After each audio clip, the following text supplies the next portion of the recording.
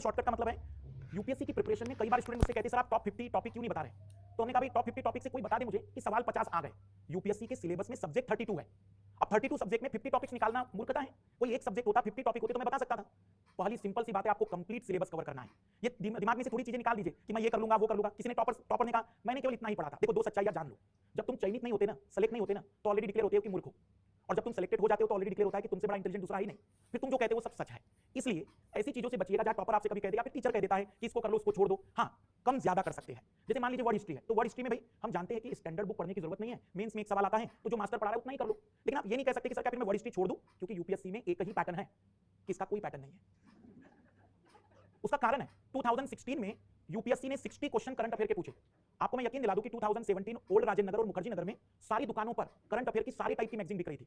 सभी बच्चों ने ईमानदारी से पढ़ा, बेचारों ने बहुत मेहनत की। 2017 में मात्र 16 प्रश्न करंट अफेयर के थे। पॉलिटी के सवाल सबसे ज्यादा आए थे। 2018 का रिकॉर्ड है, लक्ष्मीकांत की किताब सबसे ज्यादा बिकी। 2018 में पॉलिटी से मात्र 11 सवाल आए। यूपीएससी में जो व्यक्ति पिछले साल का पेपर देकर जा रहा है वो सबसे पहले खत्म होता है। इसलिए अगर आपको इसका पैटर्न जानना है तो एटलीस्ट 4 साल 5 साल की स्टडी करिए। तो पहला सिंपल सा मतलब बता रहा हूं, जब भी आपको शॉर्टकट लगे तो दिमाग में रखना है शॉर्टकट हमें अपनाना नहीं है। बहुत भयानक मिस्टेक है ये यूपीएससी प्रिपरेशन करने वालों की। जो दूसरी बहुत ज्यादा मिस्टेक मानी जाती है वो यही है, मुझे बहुत अच्छा लगता है सर इतिहास, मुझे बहुत अच्छा लगता है पॉलिटी, अंदर से आवाज आती है पॉलिटी आया, कैसा लगता है लक्ष्मीकांत के साथ ही कंपटीशन कर डालूं। किसी दिन लक्ष्मीकांत मिले तो मैं ही बता दूं कि क्या होता है आर्टिकल 1 और आर्टिकल 2।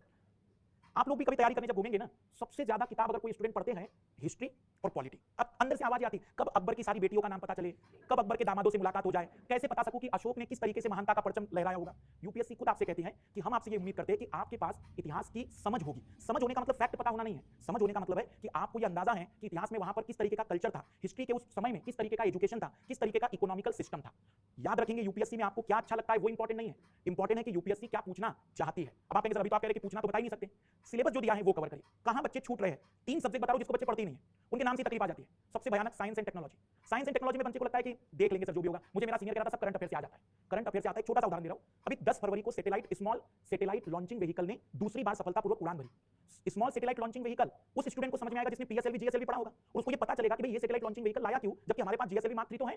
तो वही स्टूडेंट समझ पाएगा कि यहां हमें पैसे बचाने हैं। जब तक आप स्टैटिक पोर्शन साइंस तक का नहीं करेंगे आप करंट कैसे जोड़ पाएंगे? दूसरा सब्जेक्ट जिसको देखते ही स्टूडेंट को लगता है सर छोड़ा नहीं जा सकता, इकोनॉमिक्स। बच्चे को लगता है कि सर आधी चीजें तो समझ में आती आधी नहीं आती। अगर पहली बार में नहीं आ रही ना, दूसरी बार करो, तीसरी बार करो, जो टिपिकल है वही बार बार करो ना। भाई पॉलिटी तो तुम ही नहीं कर रहे हो, सब कर रहे हैं। सिलेक्शन वो लेकर जा रहा है जिसने उन सब्जेक्ट को भी कवर कर लिया जो कोई और नहीं कर रहा था। तीसरा सब्जेक्ट जिस पर बच्चे ज्यादा आज भी फोकस नहीं करते वो पेपर ही समझ लीजिए सी सेट। अभी भी सी सेट में स्टूडेंट्स की वो सीरियसनेस नहीं देख पा रहा हूं मैं। अभी भी उनको लगता है कि सर सी सेट क्या है, 33%। मैं आपको लिस्ट दिखा सकता हूं ऐसे कई स्टूडेंट्स की जिनके जीएस में नंबर 100 से ज्यादा है, लेकिन सी सेट में 1 नंबर 2 नंबर से। आप उस पेपर को सीरियस लीजिए। बस इसका एक उदाहरण दे रहा हूं। जीएस हम पूरा 14 महीने पढ़ेंगे, 14 मंथ टू 15 मंथ, और उसके बाद भी हमारे 50% आ जाए बहुत मुश्किल माना जाता है। तो आप ये कैसे एक्सपेक्ट करते हैं यूपीएससी के सीसेट पेपर में कि आप 1-2 मंथ में उसको 33% तक कवर कर लेंगे, वो भी कट पीट के?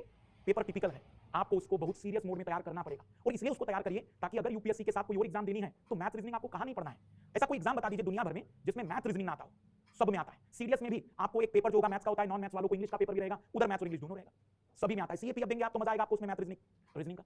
तो कोशिश करिए अच्छा क्या लगा। याद रखिएगा जितनी चीजें अच्छी लगती है वो हेल्थ के लिए हानिकारक है। फिर पिज्जा हो, बर्गर हो या फिर अल्कोहल, सब कुछ खराब है। जरूरी शरीर के लिए क्या है वो देखिए। यूपीएससी में भी आदत डालिए, जो जरूरी है उस पर फोकस करिए। ज्यादा समय नहीं लूंगा मैं आप लोगों का। जो तीसरी बहुत बड़ी मिस्टेक है वो है करंट अफेयर का burden. An Academy. Let's crack it. Hi everyone.